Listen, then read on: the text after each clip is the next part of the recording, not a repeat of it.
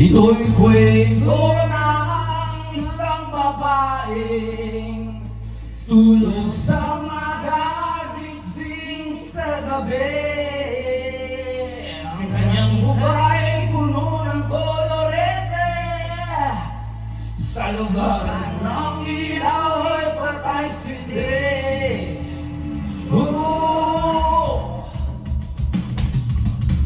Simulan natin ang istorya. Buhay kanyang matalik ang kaibigan. Ernesto ang aking pangalan. Kwentong dapat niyong malaman. Huwag nang magulag-gulagan. Bakit nais natin ay malaman ang baho ng iba? Pagbibigyan kita.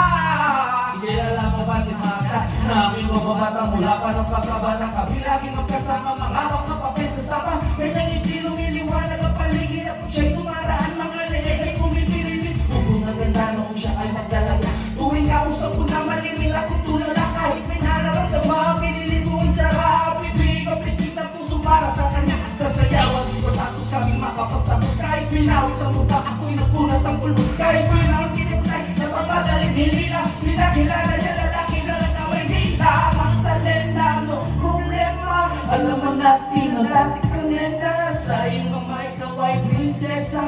Anong nangyari sa iyo po? Ito'y kwento lang isang babae tulog sa umaga, gising sa gabi. Ano pinagpalakpakan yung mga talaga sa maliit na entablado ay nakita mo na.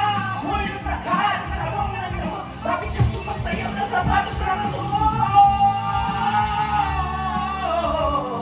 O Magdalena,